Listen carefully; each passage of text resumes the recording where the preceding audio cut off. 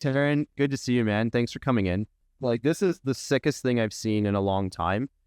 This is a front cap for a specifically for a Sony E-mount mirrorless camera. And it's an Oreo cookie. Yes. That is freaking so sick. I did not design it, so I can't. Okay, well, it doesn't matter. I don't have the capabilities to design that, but it does look cool. It is freaking awesome, dude. And then you've got, what's the E stand? I don't know. That was one that I printed. I think it's just supposed to be E-mount, but that's another lens. Yeah, I was getting like M&M vibes or something. But yeah, no. That's still cool.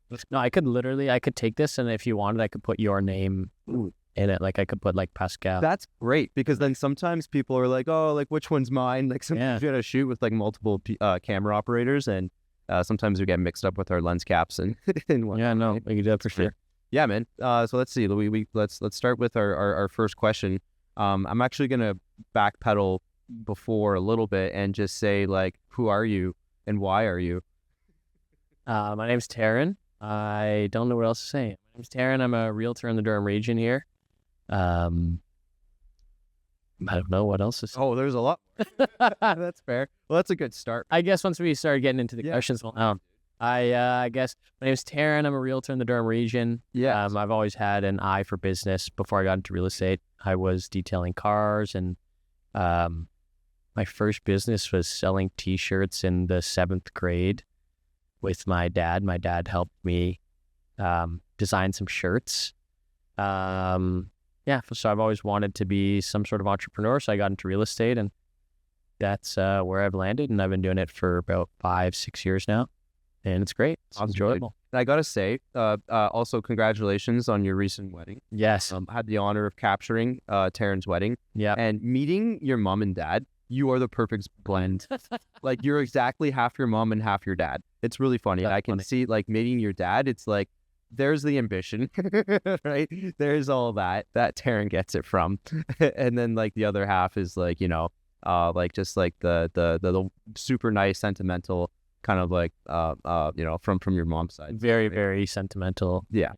I do get a little emotional, as you saw. Yeah. And man. I definitely had alcohol in my system, but the tears were genuine. It wasn't just straight from the alcohol. Yeah, so actually that's a good question. How's married life been? It's been a couple months. It's great, but I remember my dad, he's also pretty sentimental. Like, oh yeah, we got together for dinner after, and he's like, so, like, how does it feel? He's like, that moment as soon as you're married, like, it feels different. I'm like, no, it doesn't.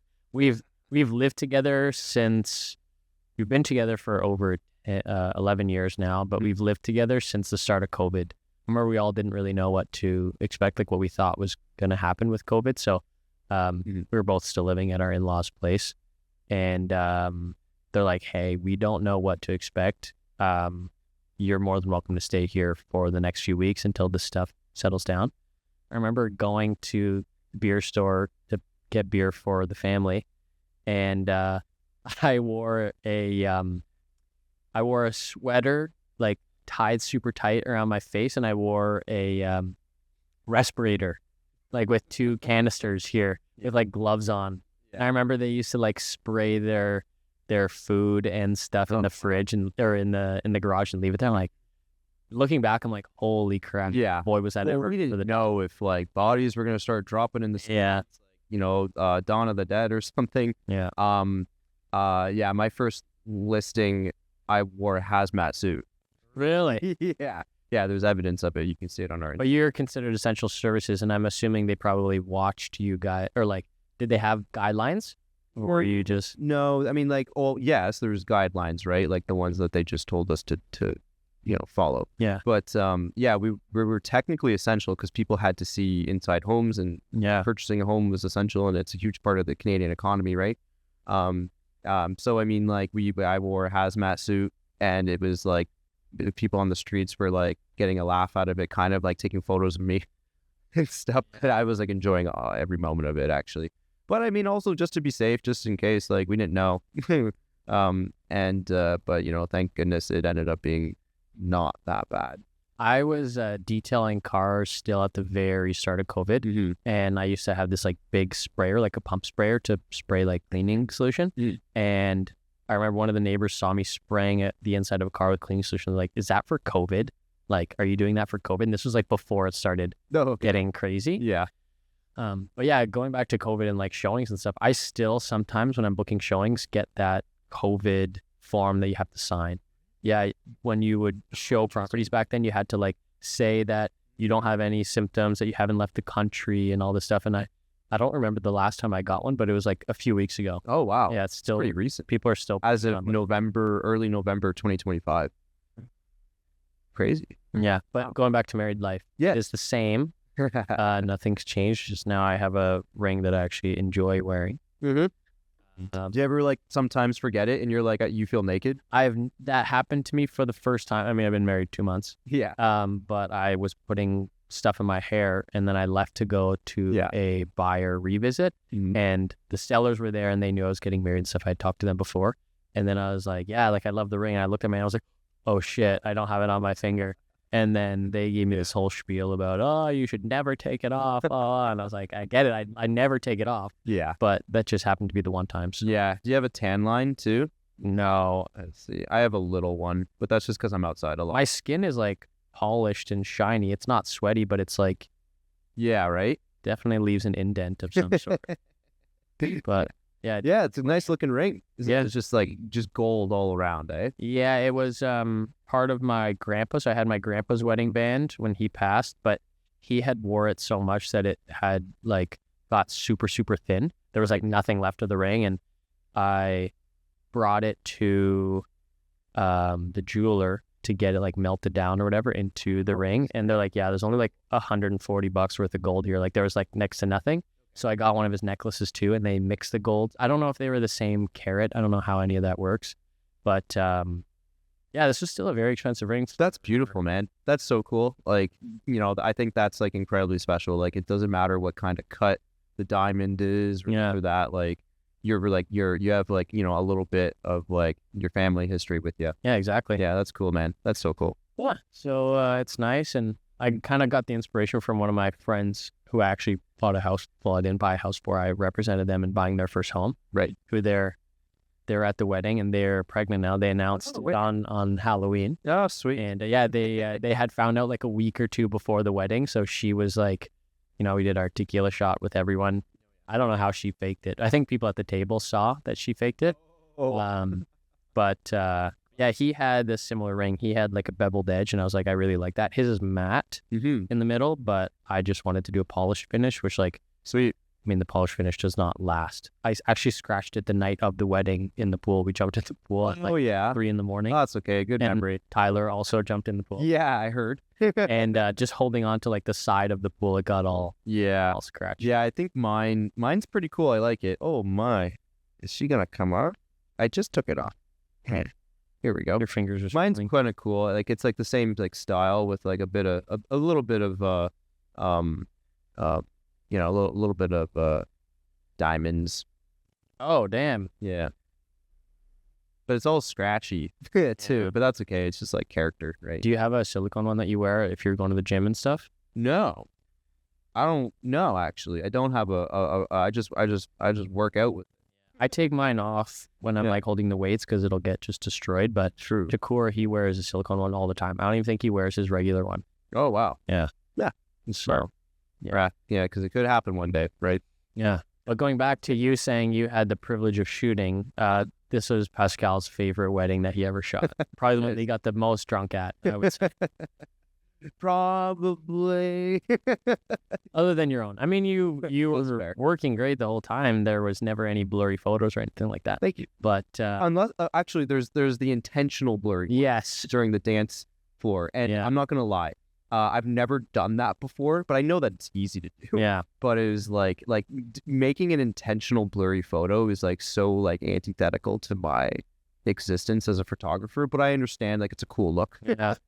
Yeah. So I had to like practice that like the night before, like make sure. Yep. Okay. Well, it looked great, and we took many shots together, and we made Arno take a shot with a grasshopper in it or something like that. I watched a video back. I just had like the raw, but you guys didn't actually like film it because we were all taking a shot. Oh yeah, true. But it was rolling, right? And like you see me try to grab it, and I put it in his drink, and then you and Tyler both like, oh my god. oh my God. Yeah. And he took it and he was like looking at his phone, playing music. Yeah. And yeah, he had no idea. What did like, he say to this day? Like, was he like, I don't really remember, so no, he even like right after he took it, we're like, dude, you just took a shot with a grasshopper in it. He's like, no. And that was it. He didn't care. But yeah, we keep going off topic here. Let's. I think that's sort of the point. It's why don't we? Let's have a little structure then. So you're a real estate agent. Yes, great. Yes, I am. What was your very first I'm gonna be a real estate agent light bulb moment? Why, and when was it? So going back to like the always being an entrepreneur and the T-shirts and the detailing cars. Detailing cars was good money in the summer, but I didn't have a shop. Or anything like that. So it wasn't super sustainable. And one of my mom's friends was a realtor, and I was learning about real estate investing and all that. Being a realtor forever wasn't necessarily the plan. Getting into real estate investing was. Okay, wicked. And I figured the best and easiest way to do it was to get your license. Mm-hmm. And yeah, I mean, I like making relationships with people. Like even going back to detailing cars, I can almost remember something from each car. Like if I saw the car, I mean, I've detailed so many cars in my life that might be an exaggeration, but I can remember a lot of like little details from people's cars. Like if I saw them, something that stood out in the car, etc. And it was a good way for me to have something to talk about with clients. I know it sounds so silly to say, oh, I remember this in your car, but it's just like, I feel like I was able to build relationships with a lot of the clients and take that into real estate was good. I don't like being a salesy person. I don't necessarily like the calling like random people that I've never met. I know that's part of the whole gig, but I do enjoy just maintaining relationships and making friends. Like at open houses, I'm shooting the shit with everyone who comes in, and it's not necessarily artificial. Like I do enjoy learning about people, and yeah, there's a lot of trust in both ways, really, right? It's a very people person fronted like profession, and yeah, when people like you and they trust you, they're gonna obviously have you represent them. And yeah, you're obviously a very good people person. Well, thank you. Yeah, man. The one thing I hate is like when you're working with a client, if you have a listing, you talk to them every day till it sells, and you have no reason to talk to them, and it's so sad. It's like, okay, well, this is the end of what we had. But I always try to find reasons to like talk. Like I had a client who just sold her house, and they just bought. She moved in with her daughter who had a baby like a month before we were closing on her purchase. Mm-hmm.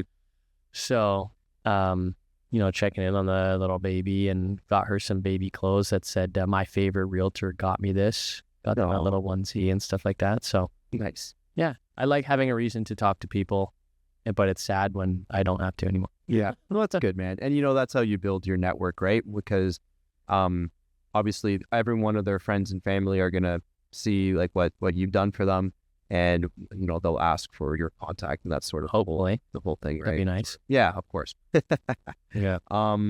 Let's think about. I'm gonna skip question 2, but I want to go to question 3. What do you think is the one photo every house needs to get people in the door? Or how does a house stand out from the rest of the crowd, especially in like this buyer's market, right? Too, like, how do you think, what needs to be done with listings? I feel like it's always the first picture that people are going to see. Sometimes you get homes, like it's hard with condo buildings. Obviously, you're probably taking a picture of the unit versus the outside of it, or like a smaller house that doesn't have the nicest frontage or the nicest curb appeal. Sometimes you'll just take a picture of the porch or the front entrance. You can usually tell if you're scrolling on MLS and you see a house with just the kitchen as the first picture, you know it's not necessarily going to have the nicest curb appeal. Mm-hmm. But one thing I like that you guys do is the dusk or whatever it's called, late night picture. Twilight conversion. Yeah. So there's 2 things. There's one that's either like we take it daytime and we literally like Photoshop it to be twilight, and we turn on all the pot lights and everything, and it's super cool and incredibly realistic. There's some people that do it that are like Northern Lights. It's like unrealistic. Yeah, you need a little bit of realism. But it is definitely an eye-catching first photo, right? And I think that's absolutely important. Yeah. I like to think like what's the biggest feature? Like, is there a pool? Well, maybe a drone shot. and you can see like a pool. Drone shots are huge too. I was talking to Dylan about it recently, and he actually was showing a property to clients, and the realtor didn't showcase the property for what it was. Like, the house is an okay house, but it's on an insane lot. It's got like 3 ponds on it, very big, but none of the pictures. He didn't do any drone shots. He didn't do anything like that. Right. So you're leaving a lot of people aren't going to. Some people want land, but they don't know the property has. Yeah, I actually lost a client, a real estate agent one time, because it was a big, beautiful home. It was like 4 acres, and this was early. This was 5 years ago, and I was like, "We're not doing drone." Good, because photos only, massive home, and we never heard from him again. Oh, wow. I've learned to just like not do that. Yeah, even though like it's the right thing to do. Yeah, but I feel like you have to give people like your opinion. You're the expert. Do you want drone for this one? Like, yeah, but weird. I think you've done drone for. Actually, no, there was one you didn't do on Perry Street in the spring. You did not do drone, but all the other ones you've done drone. Yeah, I think like it is important to do. I think you're right. Like, it depends. Like, obviously, there's maybe a circumstance where like maybe someone's taking only 1% commission and even less perhaps, and they're really budget strained. And they just do photos. Yeah, and that's fine. I understand that. That's perfectly fine. But if you're like, full blown 2.5, like, and you want the best of the best, should have. Yeah. I feel like your job as a realtor is really to market the property. So I feel like you shouldn't necessarily spare any expense, if that's the word. If it's a big lot, like if it's your typical average cookie cutter home, like, okay, maybe not. Yeah.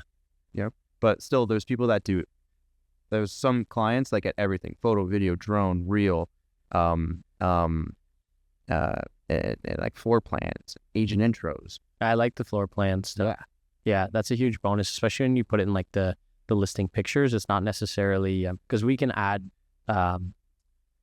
attachments to the listing, which regular people can't see. But if you throw it into the pictures, then people who come across the listing are going to see that. Absolutely. I think potential buyers love seeing that, at least like for me, in my case, like I like seeing like, I got to put my rowing machine here. Yeah. Right. You have a rowing machine? Yeah, I do. Yeah. And it actually is really cool. There's a company called Aviron that came in the studio here. And they did like a commercial shoot. And like, it was like years ago, and years later, I always remembered that brand. And it's the coolest rowing machine ever. Is it the one that's like wood and clear? No, completely opposite. It's full of technology. Okay. So it's got a giant screen, and you can play games while you're rowing. And depending on it forces you to like do different kind of like, strokes per minute essentially, right? And how fast and whatnot. You got to stay in a certain zone. It's like a Peloton, but with video games. And like so much more too. Like there's like literally 100 different games. You can watch Netflix, Disney Plus, go to YouTube. It's actually sick. And like for like rowing, like, I mean, I don't know, everyone's different, but I think that it's a lot of fun to keep the mind either busy. Like I don't want to always be in my head. Yeah. You kind of forget what you're doing. I almost died on the Aerodyne the other day. I told you. Yeah. Right. No, which is, I think, a little bit different than a rowing machine. Mm-hmm. I feel like the rowing machine, you can get momentum with it, and then as long as you maintain it, it's okay. At the start is tough. Yeah. The very few. Yeah. The first few strokes is possible, but I haven't used a rowing machine in forever. Rowing machine, I feel like that's very you. One with very full. It's a full body, really good for the back too, and it's a lot of fun. It's like mix of cardio, but it's also like working muscles too. So it's just like a great all-rounder rowing machine, and once you get into that rhythm as well, even just like 15, 20 minutes, like. Yeah, but the tech that's all you. Yeah, that's fair. Yeah, I do like, if I could just be like a cyborg, I would be. Yeah. I haven't worn my Apple Watch in like 3 days. Oh my God. How are you? I don't know. I haven't wore it since Sunday. I had soccer. I took it off. Yeah. And I think it's still in my soccer bag. Yeah. Filled with all my jersey and stuff, which I should probably wash. Nice. But my Apple Watch in there, I haven't put it on. Yeah. Well, I think the Apple Watch is cool. For a month, or what was it, like 3 months straight, you know how like you can complete your rings? I got the award where it's like 3 months completing your circles, your rings every day. Was even at like the airport. I was like walking around in like laps. I bet people probably thought I was like a loser. Yeah, but you're always on the go with taking pictures and stuff. I feel like you always get your step. I usually do. You're in the car a lot, but I feel like going from house to house and the outside stuff, you're probably getting a lot of steps in. Yeah, so it's nice to see like, oh, yeah, I'm not a fat slob. I burn some calories. I don't know what I'm at. You can unlock my phone, by the way. My password is 1 a million times. Okay. Is that the same for your credit card? No, it's... Sorry. Yeah, I forgot to, I usually have the water eject on the Apple Watch, so I'll turn it off right now. Oh, it's not doing it. But you swim or something? No, it's just like when I take a shower. You shower with your watch on? Yeah. Oh my God. Why not? I never do. I take it off. That's wild. I mean, it's waterproof. It's got IP something 64 or something 67. I don't know. No, I never wear it in the shower. I don't wear it to sleep and I don't wear it to shower. You don't shower? I don't wear it to shower. I shower before coming here. First one in many days. Yeah. Oh, I'm just kidding. I wonder if I still have paint on my hands. I do. A little bit of paint. Yeah. Finally painting the trim. Let's talk about that. Let's talk about congratulations. Not only are you a married man, but you're also a homeowner. Thank you. Thank you. Yeah. Did all that in a year. I proposed 3 days before 2025. So December 20. Now we have a 31st or 30th. Is that every few years? I don't know the rules. Anyways, proposed on the 27th.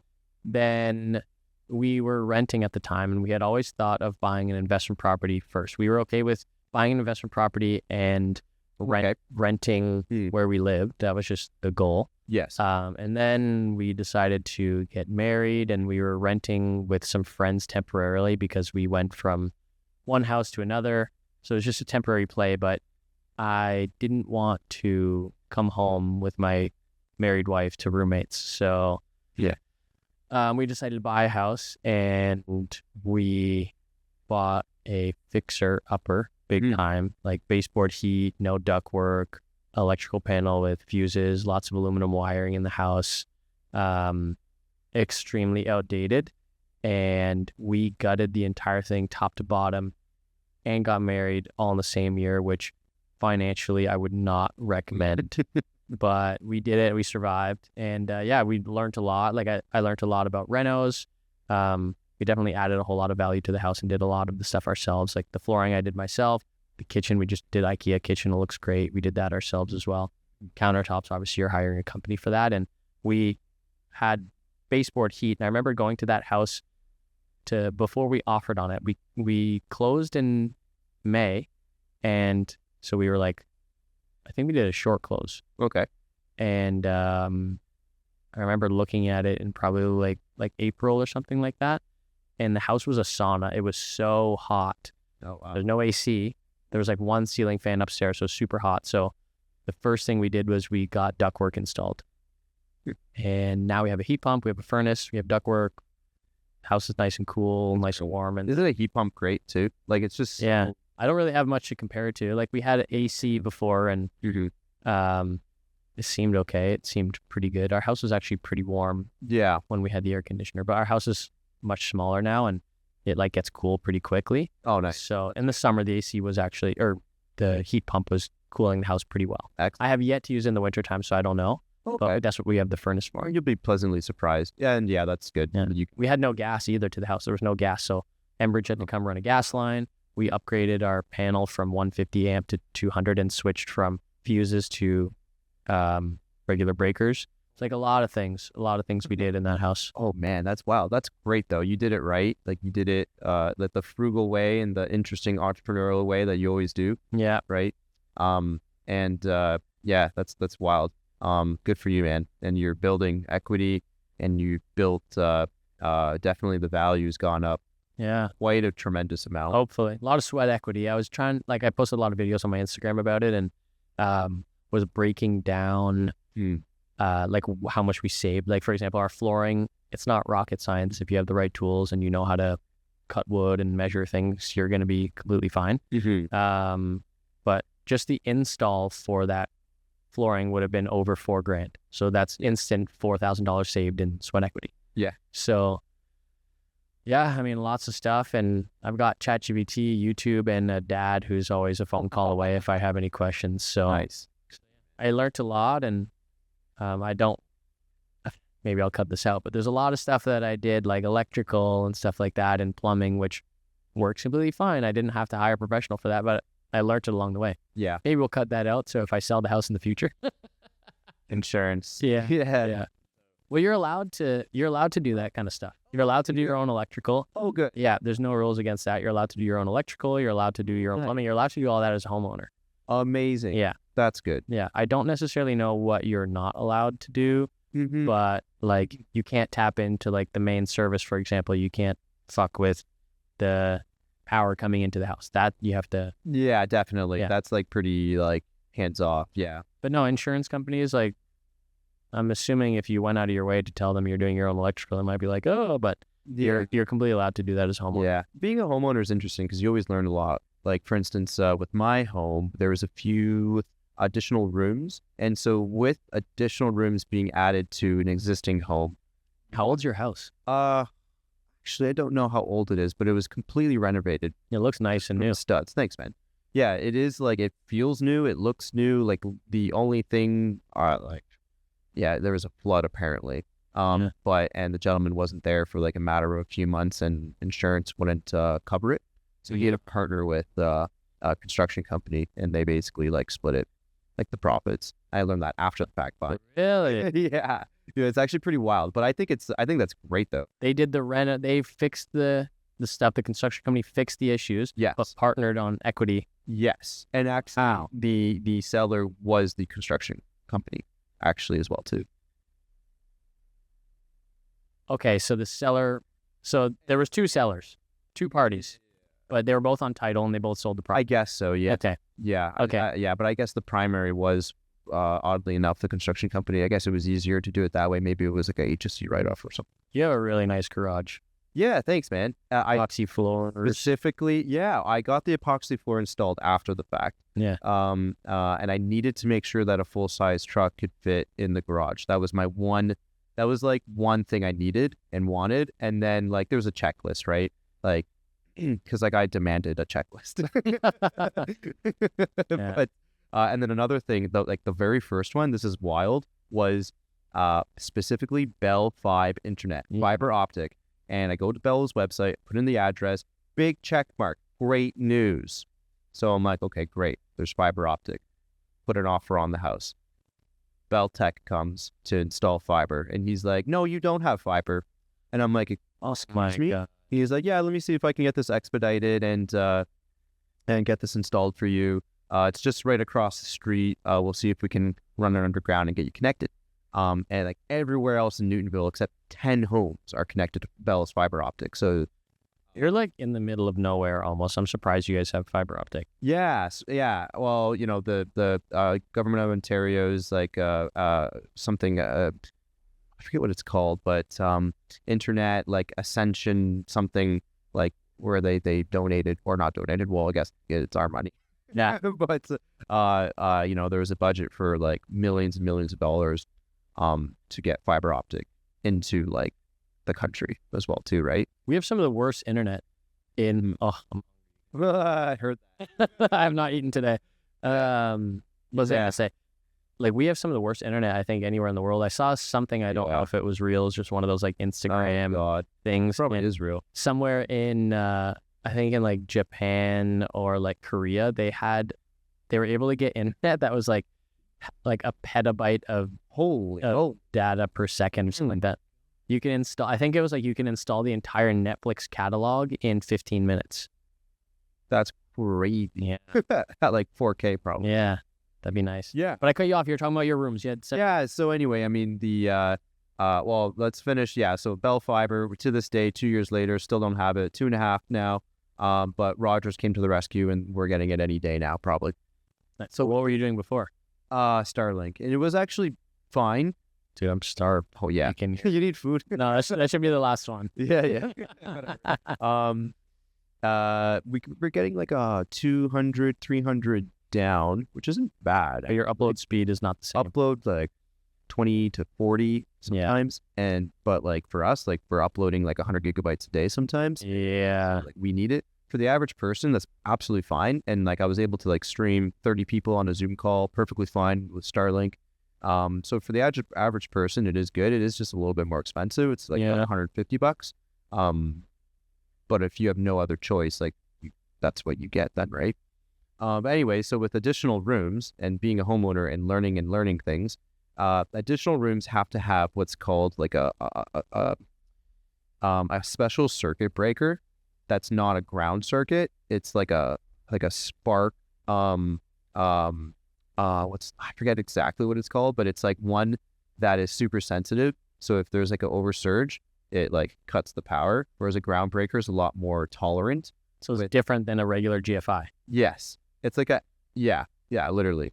And so my PS5 kept fucking turning off all the time, and I could not figure out why. I couldn't figure out why. And so like I listened to another podcast with master electricians that were like, oh yeah, like these damn nuisance breaking is what they called it, with this new type of breaker that weren't ground breakers or like spark something, I forget what they're called. And is like whenever there's like a little extra surge coming from like the breaker, they're super sensitive and it's nuisance breaking and it breaks all the time. You have to go flip the switch. I couldn't play so interesting. Yeah. I don't know if my assurance is gonna know about this, but I switched it out for a normal ground breaker, and I've had no issues since. Yeah, you're fine. We have like so just going to like some electrical issue I had in the house. We have string lights in our backyard, and the squirrels love chewing on them for whatever reason. Really? Yeah, I mean I know how to like solder them back together, so I've had to. So far, I think I've done it 3 or 4 times. I've gone out there and I like solder it together and I put shrink wrap on it, but they had done it one time when I was adjusting it, the power was on, and like you're not gonna hurt yourself. Like it's a very small. Okay. Did the squirrels get electric? No, they can't. I was looking at electrifying. So we have a metal cable that goes around the backyard, and the lights hook onto the cable. Okay. So the cable goes from like the house to a tree, and then there's just these little plastic hooks on all the lights. And I guess when they tripped, the string light touched the cable and I guess grounded or something. And I noticed that there was no power to my switch at all. So like, okay, the breaker's tripped in the basement. Right. I go look in the basement, no breakers tripped or anything. So I'm like, holy shit, something's even worse. Because I have smart switches in the whole house. So I can do it from here. Or I can say, hey Siri, turn on my backyard lights. And it didn't listen to me, but my backyard lights would probably be on. Yeah. And there was nothing. I thought I destroyed the switch because they're all smart switches, and I ended up finding out that there was a GFI in my washroom. So everything is going, like the light switch outside is going to my GFI in the washroom. So I didn't have any power in the washroom to my fan or anything, and it was all because of something that was outside. So like little electrical things. Like that. Yeah. You seem like the guy that would love like a smart operated home. It looks like that's what you're kind of working towards eventually. Every switch in my house is a smart switch. I can control everything in my house. I can tell Siri to turn sometimes my wife doesn't want to get out of bed, and I'm like, okay, we have to go to the gym in the morning. Sure. So before bed, I'm like, Siri, turn on the lights at 7 a.m. sharp. And at 7 a.m. it's just like the sun beaming in our eyes, and that's what we wake up to. Nice. Not super nice, but so you gotta do what you gotta do, right? Yeah. But no, we got smart stuff everywhere. That's good, man. That's good. And yeah, you're so smart. You do things all on your own. I need professional help. I don't know if it's smart for me to do this stuff. I figure it out with trial and error in a way, but fair enough. But then you know how to do it. Yeah. You can help others. Dylan always makes fun of me for it. He's like, dude, hire somebody. Like save time and just hire somebody. But I like to do it myself. Yeah, man. Yeah, you almost have that like inventor sort of engineering kind of habit of like just tinkering around until it works.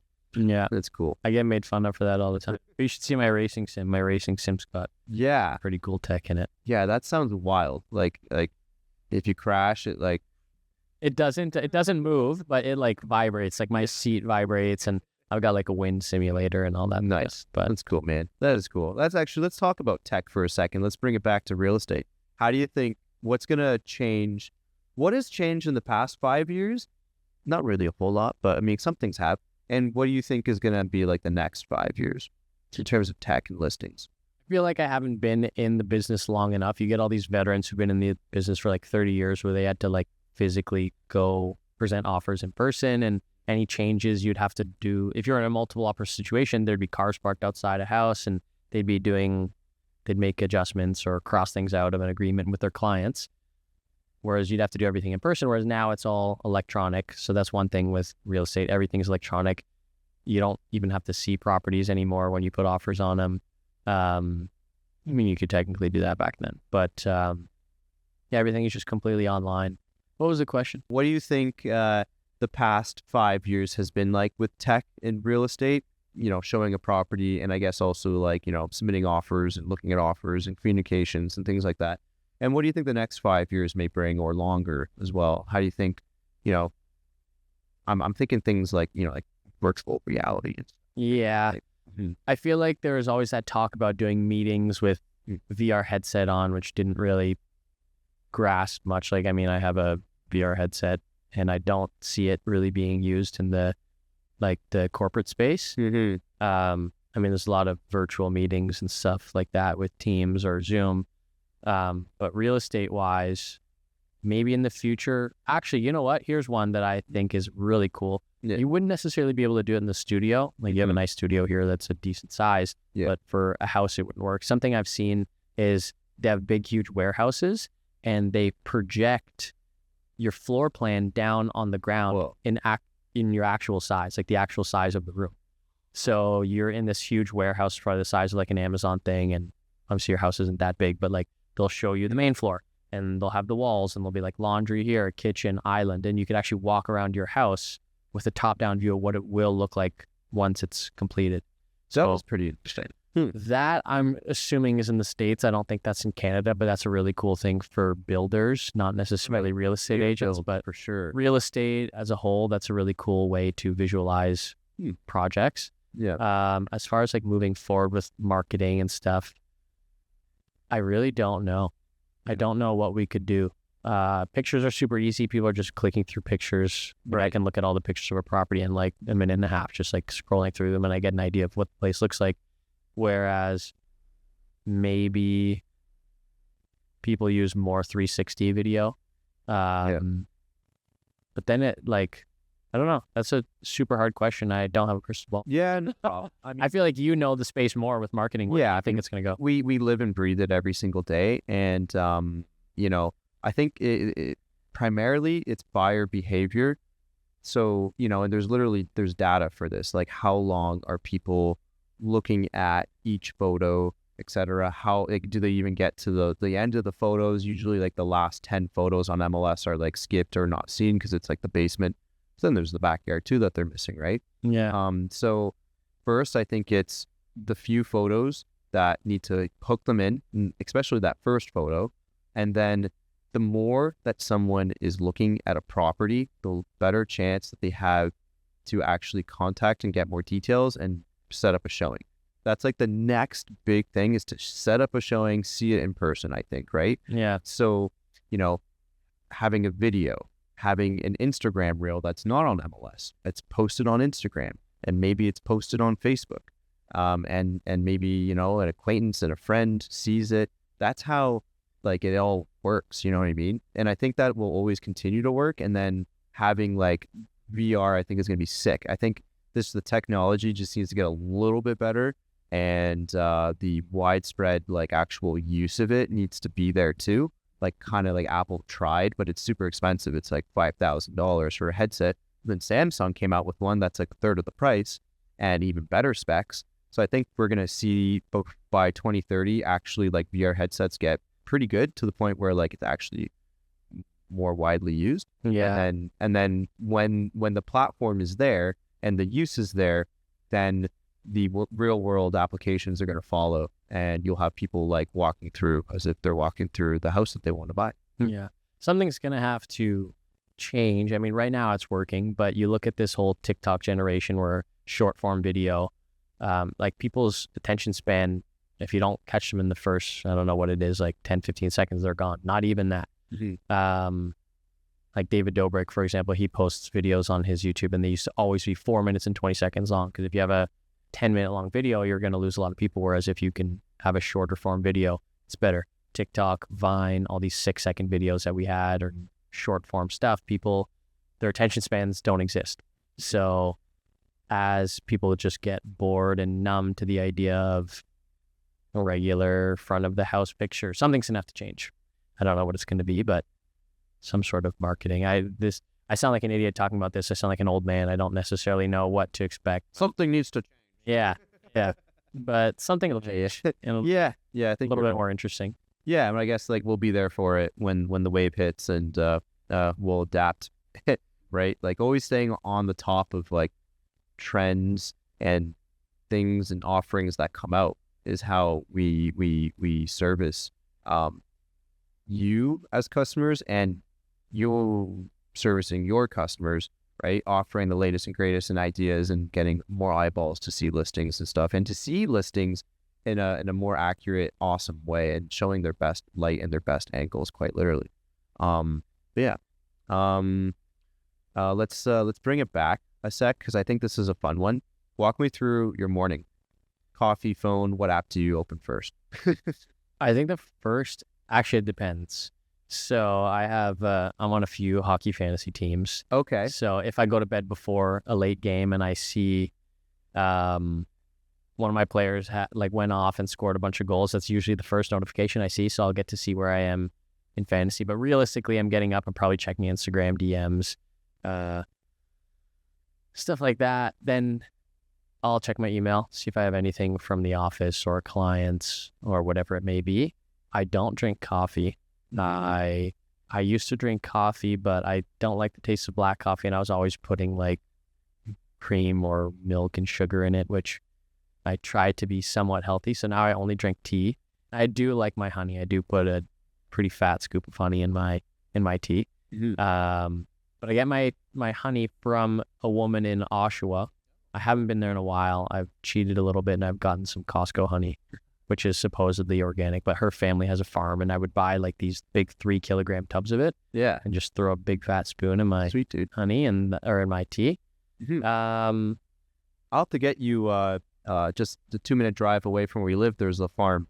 We usually buy them in like little cans like this, and they're great. I'll get you one. Sure. You live like so damn far from here, so it's like 2-minute drive for you. It's probably 45 minutes. It's closer to 25 minutes. Oh, okay. Yeah, like straight highway. It's not so bad. That's not like just like audiobooks and music, and before you know it, you're home. And Elon's usually driving you home. Yes, I usually manually drive. I like the thrill and the fun of driving, and to have like But I'll say that the tech and just, it doesn't need to be the Elon's car, but like having a car that's built in the past 5 years is incredibly crucial to have, I feel like, because of like, it'll stop you from like rear-ending someone.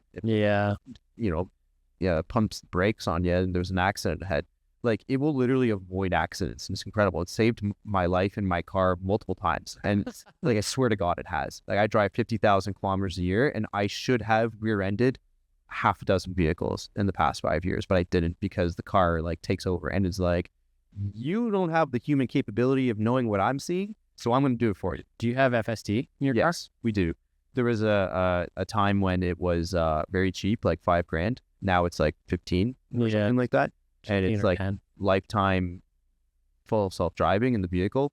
And if you buy a new car, it transfers over. The software stays with you. That's right. So yeah, so when we bought a new one, we transferred it to the new one, which has like new hardware, new cameras, new tech, new like NVIDIA, graphic cards and things like that, to process the data. And it's freaking sweet. And they just recently released version 14 of full self-driving, that now will give way to school buses stopping, letting kids off. Cool. So it recognizes that, like the shape of the bus and like the stop sign and everything, as well as police sirens, ambulance sirens, and fire trucks. Yeah. So it's becoming a lot real world capable, which is really cool. My buddy Dylan abuses his fully self-driving. Because there's a camera in the car that watches you. So if you're on your phone, it knows that you're on your phone. So he'll just put his sun visor down, cover it, and then he'll hold his phone in the other hand. But he's like phone calls, texts, emails, like the whole time he's driving. So he's just like fully straight FST. That's wild. And he had a listing that I needed to help. He was busy for whatever reason, and he's like, dude, just take my car. Yeah. It was like 2 hours away, and I got to. Wow. Yeah, so you got to drive for 2 hours. What does he have? Is it He just got a Model Y. Model Y? Sweet on it. Yeah. Cool. He just got a new one where he gets it in, I think, November. But find their production line and all that stuff very poor. He was supposed to get it in October, and then it's like, oh, you're going to get it in November now, and then. Yeah, I think it might be because of primarily tariffs. So the new Juniper is what he's probably getting, the new Model Y with like the long tail light and the longer headlights too, like the strips, I'm sure. If he's getting a Model Y, that's new. So we got tariffs in China, we got tariffs in the States, we got the only place we don't is Germany. And so there's a huge shipment that just came just recently to the West Coast that landed hundreds of Model Ys for a shipment. So that's probably why. And to save money, obviously, right? You know a lot about Teslas. You're a bigger fanboy than I am. I mean, you have one. I don't. You will have one if you want. I mean, just like, the keeping up with like the news and things like that. It just appears, right? So I like to, just like, actually, I like to keep up with the news because, like, for instance, Ajax is getting the largest supercharging station in Canada. Really? Yeah, like 45 stalls, and it's literally in the near the Costco Plaza. I don't think it's in the Costco section, but I think like the one a bit more west, like in that that big block of parking, right? Yeah. So yeah, it's going to be like Canada's largest supercharging stalls. Right now, all they have is Pickering. Yeah, so it's coming more this way, which is nice because we have like just this dead zone between now Whitby and Coburg. There's a charger in Coburg? Yes. Coburg? And Port Hope, actually. Coburg is... Oh, so you can charge in Port Hope. That's closest to you? Yeah, that is. That would... It'd be nice to have 5 to 10 minutes. Okay, that's not too bad. No. And do you have... You don't have free supercharging, do you? No. They just got rid of that. They're like, yeah, you're going to have free supercharging for life. And then that didn't last very long. If your car's before 2017, you're supposed to. They usually offer these incentives at the end of Q4. Usually the best deals come at the best time to buy a car, any brand, is usually Q4. December. End of November, December. Because that's when, they're trying to get rid of their inventory for the new models coming out the following year. Any brand, any car brand. And also to make their financials look as beefy as possible for their end of year, for their, yearly investor call, which usually happens in like mid-spring-ish or, mid of Q1 kind of, right? Yeah. So good to know. Yeah, always. I bought both my Teslas in Q4s when they had the best deals in those times. So I feel like the Tesla car prices fluctuate so much, like month to month, week to week. Crazy. Our first car, 2021 model, was like mid 80s, $87,000, I think. Fuck. Yeah, it was expensive. But now, and then our second car, which is literally twice the car, it feels like driving a Ferrari. Our first car feels like driving a Corolla. It's the same model, just like totally updated version. 4 years later, 2024 model, Model 3. Highland, right? And they made everything better. And it was like $60,000. It's strange. Like $27,000 cheaper. So now that's more accurately priced to be kind of like a BMW, Audi sort of, right? But then you're just also not paying for gas. Yeah, that's awesome. I'm a Model S guy. I love the Model S, but I don't have $200,000 to spend on a car. Yeah, that's true. Yeah, one day. Yeah, the big fish in real estate all drive Model S's. There's two that come to mind. I know someone who drives a Model X. Yeah. Keller Williams. Oh, yeah. Yeah. And then, there's a top dog in Keller Williams that drives a Model S, all black. Another top dog in Remax, I won't say their names, that has a Model S. She's owned a few. She's owned a few Teslas. Yeah, there's definitely, it's funny. And the sellers are always like, oh, like this is like for real. Like you do well. You're not just rolling up in like a shit box. Like you got a Tesla. I should upgrade. It's not that expensive.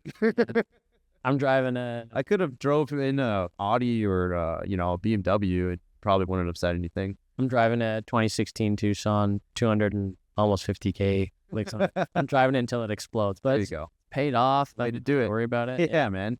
Yeah, I feel like I'm talking to it. Don't get me talking about Tesla. I know. This is about you, sir. No, I'm having fun.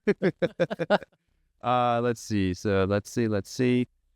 So you mentioned trying businesses in the past. What other businesses have you tried? So you mentioned car detailing, and you're a real estate agent today, obviously, and you do transactions, and you'll have many more in the future. Yeah. What else have you tried in the past? So I remember my very first attempt at a business was my mom had this rinkety, I don't know how you would say that, a very rundown little table, and my buddy and I made a lemonade stand. We made, I think, like 11 or 12 bucks. I don't know. I was really young. Okay. We made 11 or 12 bucks. Like a few months ago. No, we made 11 or 12 bucks, and we went to, we're like, we're rich. We can like get so many things at Max. And like it was the Max milk before. Okay. I don't know what it is now. Okay. I don't know. I think What's it called? Max. No, it's not. No. They're bought out by something else. I think it's like, I don't know if they're all Circle K's now. Maybe. Yeah. Anyways, Max milk back in my day. And I don't know, we just got some candy and stuff. But then after that, the next business, I was trying to cut lawns and stuff like that. Then I remember watching Rob Dyrdek's Fantasy Factory with my dad, and that was like a huge inspiration for wanting to be a businessman. I was like, I want to do that. So I was so obsessed with wanting to create a clothing brand, but there is really not much money in making clothes unless you are doing like fast fashion, like H&M or so we did. I remember our company name was Guy for, and it stand for Grind Your Face Right Off. And because I was obsessed with Rob Dyrdek and skateboarding, I sucked at skateboarding. I still can't even do an ollie, but I was like, I want a skateboard brand. And Grind Your Face Right Off, the idea was that we would get a skateboard and we would put a decal on the skateboard, like of a skull, for example, and then you'd cover with epoxy. And then on the epoxy, you would put like my face or a cartoon's face. And as you hit a rail, the decal would come off, but the skull would appear underneath because it'd be protected by the epoxy. We never ended up making one of those skateboards, but that was the whole idea. Then we made a couple t-shirts. I sold them for like $10 to some friends, and that was like super exciting. When my dad called me and told me we registered the name Guy for as a business, I was like, holy shit, I'm a fucking millionaire. Yeah. Like, I'm going to be a businessman. Then that didn't really do much. And then the next business was definitely the car detailing, which I did for a few years. So I had put a business plan together, and there's a program or something that's government funded in the Durham region. It's called the BACD, which is Business Advisory Center of Durham. You did the BACD as well? Summer talked about this? No, I don't think so. Oh, I love the BACD. I did BACD too. For this? Yeah. Oh, that's sick. Yeah, for Blue Phoenix Studios. But they have like different programs. Me, it was just summer company, and the max it would give you is like $3,000. Yes. So I remember like I started watching detailing videos on YouTube and how to clean a car, basically. Sick. And I remember going to Canadian Tire and buying like the most expensive everything. I bought like crazy power washer, the biggest freaking shop vac I can get. And I just ended up wasting money on things I could have bought way better things had I known what I know now. No, car detailing, like better tools and buy in bulk from detailing suppliers. Anyways, I learned, and as I progressed in the detailing business, my first year, I was actually pushing carts at Superstore before I was pushing carts at Superstore, or I was a cashier or something. Then I went to the BACD, got my funding or whatever for my business. And then I remember I somehow detailed 12 cars. I made like things to put on people's doors, typos on them. Like, I can detail your car for $120, which was like so freaking cheap. You're sitting there for like 4 hours detailing a car to make $120 after your cost of driving there, because I was mobile, all your materials and supplies and all that stuff. I wasn't really making a whole lot. Anyways, I detailed 12 cars my first year, and I was like, I'm quitting Superstore, which was not the best idea. I quit my part-time job, and like went in on detailing cars. So first year was 12 cars. Second year was 45 cars. The year after that was 145 cars. Yeah. And then I ended up getting in with the Brooklyn Moms. Brooklyn Moms were the freaking best. They'll either make you or break you. I don't know if you know about the Brooklyn Moms, but it's just a group. It's like a cult on Facebook, and they will tear anyone apart or boost them up. So every day I was detailing 2 moms' cars in Brooklyn, pretty much, like, or anywhere in the Durham region, and I was very busy with that. Then I don't know if I was in real estate yet. I did this during COVID. I think I was probably taking my course, like I was getting my license at the beginning of COVID, and the shutdown happened and whatnot. But my wife and her best friend were very much a throuple. Her friend doesn't know it, but we're definitely a trio. We're always together, and we had started where we always go up to the cottage. So my wife's family has a cottage. We always go up, and we're always outdoors and love traveling and all that stuff. So we wanted to create a clothing brand that was 100% Canadian made. So that was very expensive to do. Right. So with like every clothing brand, they start with like t-shirts, sweaters, and sweatpants maybe. And that's how we started. But Canadian made stuff is mega expensive. Oh, wow. Like our margins were not very great. Like we would buy a pair of sweatpants for like $40 a piece, $30-$40 a piece. Then we'd have to get them embroidered, like decorated with our name. It was white spruce apparel, which white spruce is the most northern tree that grows in Canada, I think is what it is. So that was the whole idea. And our first drop, we sold so much stuff. Like we pretty much sold out right away, but it was all friends and family supporting us. Yeah. And we never wanted to pay ourselves. The whole idea was just to keep recycling. It was just like for fun. Keep recycling the money, buy more stuff, try different suppliers, try different designs. So we did a couple things. We did like our first drop, then we did a spring drop with like multicolored crew necks. We sold a lot of those. And it got to the point where our friends didn't want to spend like $80 on a sweater to support your friend. So we just kind of like let that die, and then got into real estate. There was like a few other things. Oh, actually during the wedding, I don't know if you heard my best man speech. We talked about the driveway ceiling. Yes. That was, I think, garage and door installers too. That was my buddy. I just wanted to install my own garage door, and my garage was always a mess. We didn't have any room for anything, so just pile up with so much shit in the garage. And I was like, we went to the gym one day, and I came back, and I was like, do you want to clean the garage? And he was like, yes. He's like, I'm going to be a yes man this summer. So he never said no to me. So we cleaned the whole garage, and it was already late. It was like 8 o'clock at night. We're like, let's install this fucking garage door.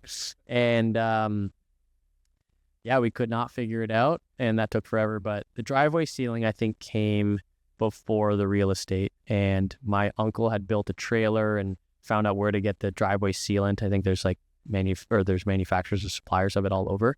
And he lived in Guelph, and we live in Durham. So we were doing the math, like $70 a driveway. We knock all the doors on the street, do a fuck ton of driveways.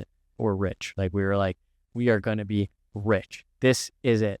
And we couldn't even figure out how to freaking use it properly. Like it was not coming out like it was supposed to. There was freaking overspray everywhere. Practice on my mom's house. She was like, thankfully she didn't even look outside, but there was definitely some overspray on the brick on the side of the house. Like it looked like shit. So we drove to Guelph, picked up the trailer. I had to pay for a hitch for my car because I didn't have one. Paid for the hitch for my car. Went to Guelph to pick up the trailer, did a couple driveways, and had to bring it back like the next day. And we definitely lost some money. And the pump for the driveway sealant, for whatever reason, wasn't coming out like liquid like it was supposed to. So I tried to open a valve, and when I opened the valve, it was under so much pressure. All I heard was like, poof, and it covered me head to toe in black driveway sealant, like tar, hot, and everything. It didn't burn me or anything, but it was a shit show. And sealing driveways is not for beginners. You definitely have to have someone who knows what they're doing. Yeah. But yeah, few different businesses, but real estate is where I am now, and who knows where I'll be in 10 years. I probably shouldn't be saying that in a podcast. I do love real estate, and I love meeting new people and stuff. Like I'm going to buy a loaf of bread from a client today. Like awesome. I like that kind of stuff. I like making friends, and I think I like being friends more than I like the whole real estate transaction. Like, I hate being salesy, but I feel like everyone is going to say this in a podcast, but it's true. Like, I enjoy meeting people and making friends and building connections. So does every realtor. But like, who would just go buy a little? You're genuine though. You really mean it. Yeah. I mean, this lady, I'm pretty sure she has a realtor already. I think she does. I met her at an open house, but I'm going to buy a loaf of bread from her today. Like, I like meeting people and that kind of stuff. Yeah. So definitely like real estate, and I like negotiating. I enjoy also building relationships with other realtors. Like, I think being nice to realtors and building connections with other realtors definitely gets you far as well. I just had some buyers. I had buyers beat out. I think we were competing against 8 offers a few years ago, or 18 offers. It was a stupid number. It was a lot of offers. Anyways, I think we were 8 or 18 grand lower than the highest offer. And what won it was, we actually did an in-person presentation, which, like, to a veteran watching this podcast might be like, okay, cool. I did that all the time. But today that's yeah, we did that. We did an in-person presentation. I was basically selling my clients with them next to me to the sellers, and was making jokes and being friendly, and ended up saving them, I think it was like 8 grand from the highest offer. And that was just from being a good person and having more trust in your offer. Yeah, exactly. That's wild. And then another time was actually recently. I had some friends who recently got engaged. Thanks for letting me use your lens. I needed that. I took all their pictures. Yes. And what was I saying here? I just built a relationship with the realtor, and he was great. And it came down to us and another offer. And I don't know how much I can say on this podcast. Should probably cut this out, but definitely built a relationship, which helped. It helped in the long run. Building the trust there was huge. One thing for sure I would love to talk about is us. Our relationship. Well, yeah, but also I was hoping to get a testimonial from you. Oh, yes. Yeah. Could we? Yeah, sure. So what do you like about Castle Real Estate Marketing, and how do we help you with your business? I like, obviously, our relationship. Like, you're a good person and I trust you in the business. I like your booking platform. I like how as we kind of talked about it in the beginning of the podcast, not every listing needs the same stuff. Some listings need more, some listings need less. So the fact that I can just go and pick a package and have all the add-ons, like add drone or add on camera filming. You have a bunch of other stuff which I haven't used. But I like the word is not cookie cutter. I like the build it yourself, build a package. A la carte. Yeah, that's the word. A la carte. I say that like an English person. I went to French school, so I'm supposed. What is how would you say it? I think it's just à la carte. À la carte. With a little bit of an accent, same thing. À la carte. Yes. I like that, which is good. And everything turns out great as well. Trying to think. I haven't done too much video. Like, we did some video on my most recent one, and you were very patient with me. Holy shit. I had such a hard time getting what I wanted to say. I had the longest tongue twister. It was I don't remember. It was something matrimonial. And you were at the top of a spiral staircase. Yes. So we did this about almost half a dozen to a dozen times. And I was, See, the thing is, being patient makes a camera operator, photographer, I think, kind of stand out from the crowd, because it's a creative industry and you have people that are snobs who just don't have patience. But you, I'm with you, and just having fun and shooting the shit. If you were getting mad at me, I probably wouldn't be able to. It's all fun. And even though I had to climb that spiral staircase, that many to do the, start from the bottom, go up, and then you deliver your line. Ah, shit, do it again. Yeah. That was. I remember you getting up to the top, and I was like, I don't even know my first line. Yeah, but you got your steps in. You had your apple. That's right. And you got your steps in. So yes, there's always silver linings, and I'm glad that when we both knew when you delivered the line the way you needed to, it was like, yeah, that was the one. Yeah, I wish I like Ryan Serhant, Ryan Serhant, the realtor from New York. He doesn't do the where he's standing like welcome to this beautiful home. It's very fun. I wish I had done that with that listing. I was very much trying to be maybe something I'm not, fair enough, being too professional. But at the same time, it's like I feel like not enough people know me to know that I like to shoot the shit and I make jokes and I'm not serious. Like there's a couple realtors on TikTok. Have you ever seen the Speed Tours? Yeah. He's probably younger than me. He's from like Texas or something like that. Sorry, I'm not trying to break your ear. Oh, you're good. He's from Texas and he goes, "This is the Speed Tour," and he sprints through the house, and he's like, "This is the kitchen for my belly busters." And then yes, I have. Every time he gets to the washroom, he's sitting backwards on the toilet for half a second. Then he goes into the garage and he just stands there. "This is the garage." And then he collabed with another realtor also from Texas who swears about his listings. He swears. He's like, I don't know if he's talking shit about them. He's like, "This fucking piece of shit is this much money." Okay. But I feel like that's kind of the guerrilla marketing we talked about before you did on the podcast. Yeah, we will do that for your next listings too. I think it'd be fun to dabble with using a VR camera, a 360 camera for sure. VR will maybe be maybe down the road in a few years. I think it's the trendy videos, doing really cool trendy videos with lots of in-camera transitions where you're panning or a trendy song. Mm-hmm. I just drew a blank, but there was something. I was talking about a book guerrilla marketing. The Richard Branson. Okay. It's Richard Branson, right? Yes, sir. Yeah, I remember Richard Branson. Yes. I read one of his books called Like a Virgin, and he was talking about how he started all his companies, and one of the things he did when he was starting his airline, he was competing against another airline. I don't know what it was. Okay. I think it was a British Airways or something. And they tried to do this whole marketing thing where they had an airplane that they were going to use a crane to lift up like this for a photo shoot or something like that. They're just going to lift the front of it, and it didn't work. It failed. So Virgin Airlines or something like that. Virgin Airlines, not Virgin Airways. Airways, something. Anyways, I sound like an idiot, quoting a book that I've read 10 years ago. He's like, British Airways can't get it up. That was the whole thing. So it's all this guerrilla marketing. I don't know how you can do that in real estate because you can't necessarily talk shit about another listing. That's not the point.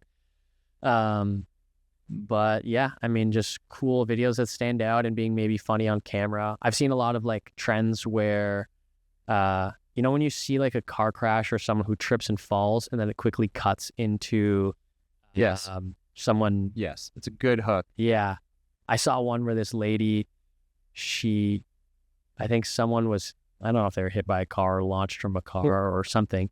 And then it cut to this very old realtor. She was an older lady and she goes bam up against the garage door and falls. And that was funny. Yeah. There's also the nothing beats a jet too. Yeah. There's, I've seen some pretty good ones. Yeah. They're pretty violent at the start and that's how it. Boom. Yeah. So you get hooked. But then, guerrilla marketing and just it's storytelling. It all comes down to storytelling. It's always been storytelling. Yeah. What's the hook? What's the plot? What's the denouement? And the concluder. Yeah. Yeah. No, I'd like to try some of that for sure. Yeah. I've just been working more with buyers right now than sellers. So right on, man. Cool. Yeah. Yeah. We'll be ready for you. And thank you, bro. Appreciate it. Yeah, of course. Yeah. Of course. Let's say I'm gonna have some Oreos. Yep. Yeah. I hope these are glued up because I think the JB Weld is probably strong now. Yeah. Yeah, you could definitely throw this on your camera. I don't know if you'll ever use this. I feel like you've always got a lens on it, but sometimes, yeah, they will come in handy. I will make use of them.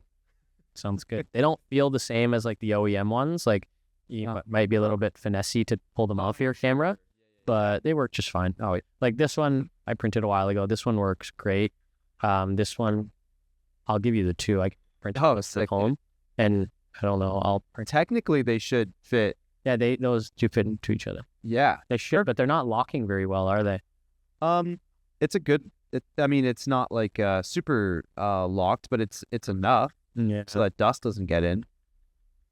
It could be a super minor adjustment somewhere. But you know what? I think it's good enough.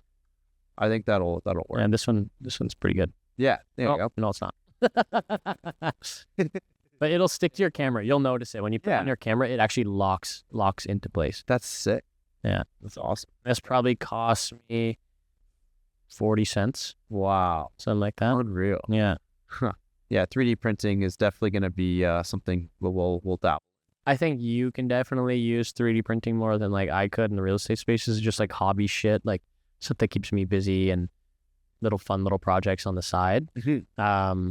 But once you have one, you'll notice like you can just search up something you need. Like today you're looking for a stand for the camera. I mean, it would have taken you probably longer to print it than it would to dig up everything in your office to find one.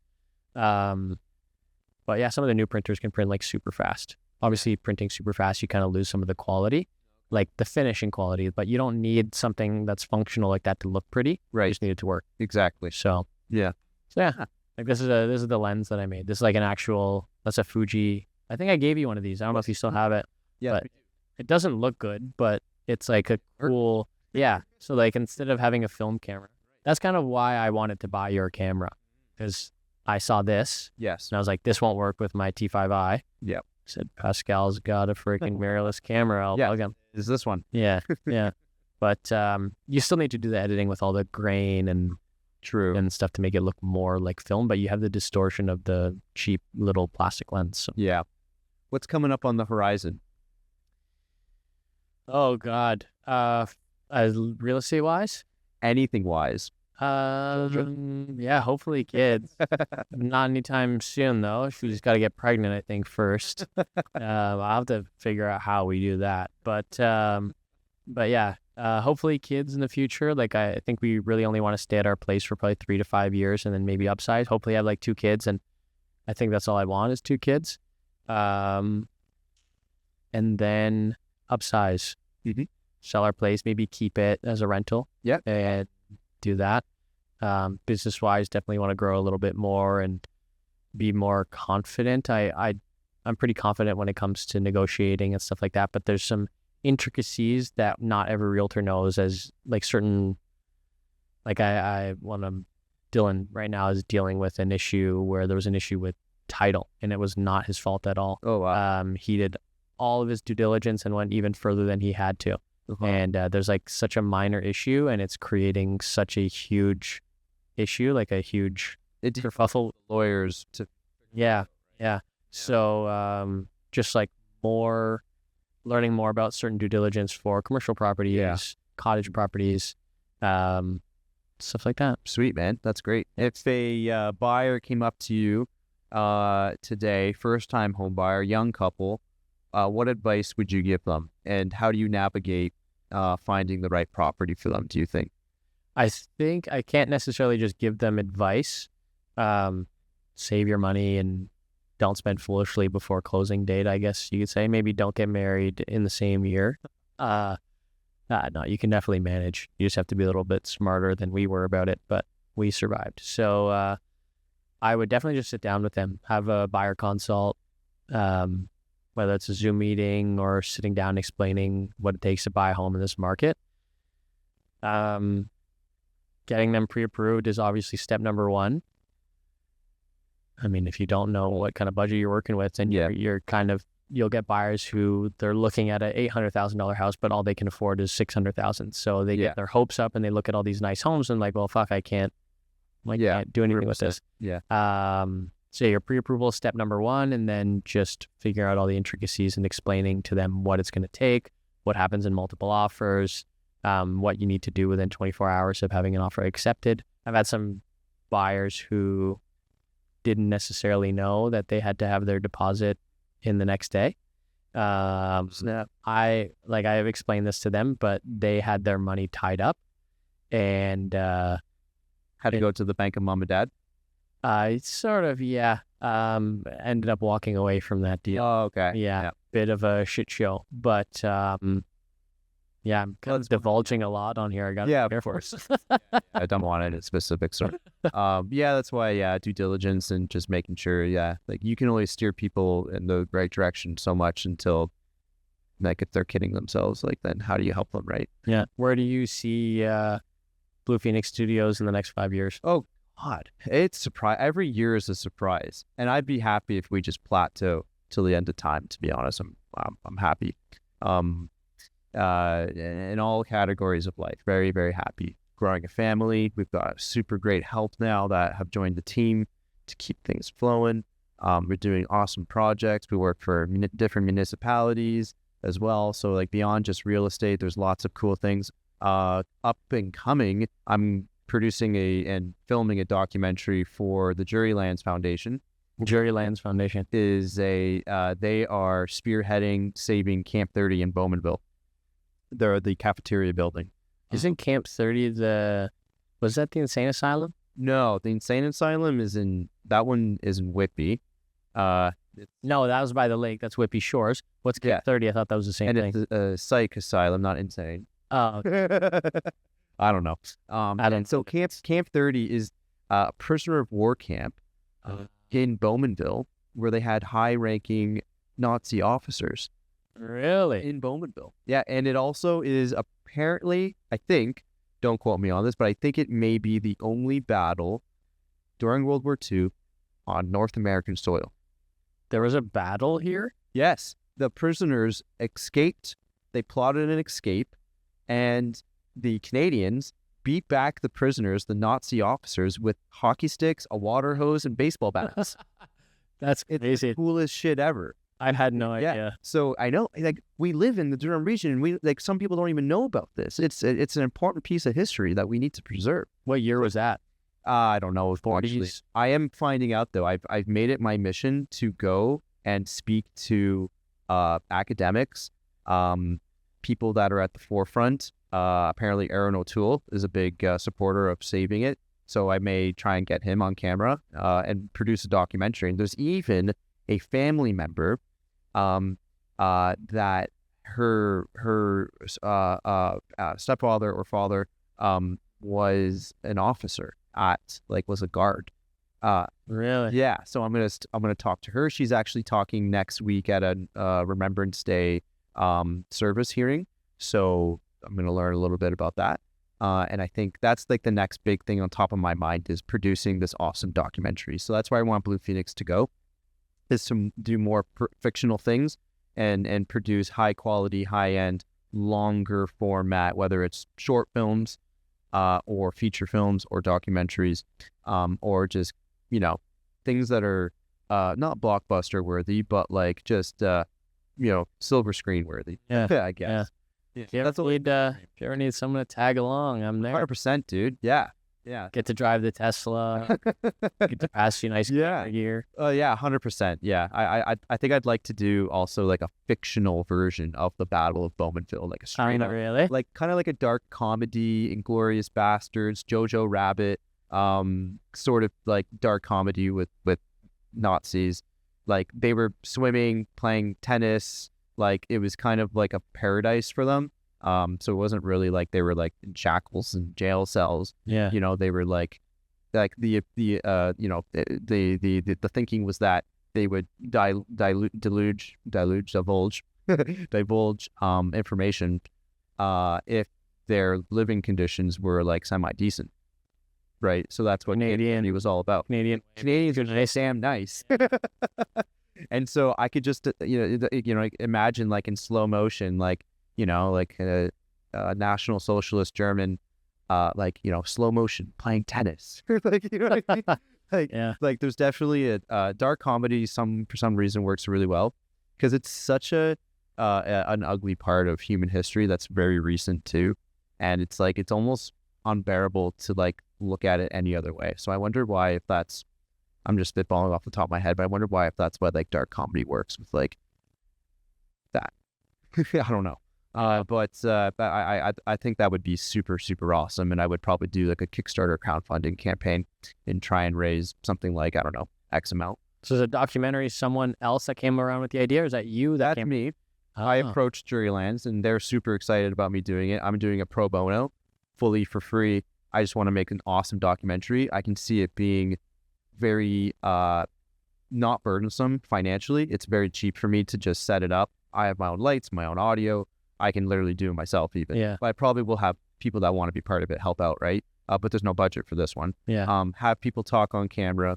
Have a sense of urgency, because it's not confirmed that the cafeteria building is going to be saved. And it is a really cool piece of history and whatnot. So in the future, the plan is to save the building, and have like future trips of like schools and people in the public come out. There will be like, plaques of information and probably digital boards and things like that. And like, I think it's important to preserve history and for like people to just know, like yourself, like you just learned that this existed. Yeah, I had no idea. Like, like to keep going forward so that we don't just make these mistakes ever again. And, and just to be like reminded of like this happened right here where you're standing is so powerful to experience as well for like young fledgling little Padawans. What's your timeline for that? Got about a good year, I'd say. So I think they have about till this time next year to pretty much have it like going at a certain degree. There's no like set timeline. So that for me, that's huge. And that gives me a lot of ample time to just like go out and find these people. Who's funding the repair or the preservation of it? Yeah. So initial estimates was crazy, like something like $15-20 million to save it. There was different versions of like how to save the building, whether it was going to be totally demolished and like replicated, or like foundations were going to be saved, or like, like actual brick and ceiling was going to be saved. So it's kind of like a somewhere I think it's going to be like a mix of how it's going to be saved. And so $500,000 came from the federal government from a fund of something like, I think like preserving like architecture. So that came from that. And there's another contracting renovation company that recently saved the Bell House in Newcastle. And they do it. They come in and they're like, nah, like we can do this for like $3 million, no problem, right? Like they're like amazing. They're like no bullshit. We can do it for this price, because like we actually understand, we're everything's and architects that know like what and how to save it on the cheap without sacrificing quality and safety. Yeah. So everything's looking really, really good.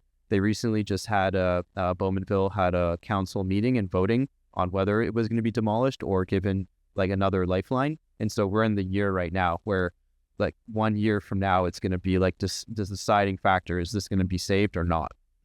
So it's really interesting. And I want to just document it all in a documentary. Sweet. Yeah, man. Well, put me in it. Yeah, you got it. You can be cast as a guard or a Nazi. Who knows? Sounds good, man. Thanks for coming in, man. Of course. Yeah, love you, bro. This is my first podcast ever. Yeah, this is my second. I think Abby and I might do one right after now too. We have you have it all set up, so yeah, may as well, right? We have so much to talk about, like behind the scenes. We just like we have a lot of like dirt to spill, but we also got to be cautious and careful. Yeah, you're gonna have to cut out, but yeah, probably will. But yeah, man, thanks for coming in. We'll have you come in again, maybe with Dylan too next time. Yeah. I'm sure he'd love that. So yeah, cool, dude. Thanks for coming. Awesome.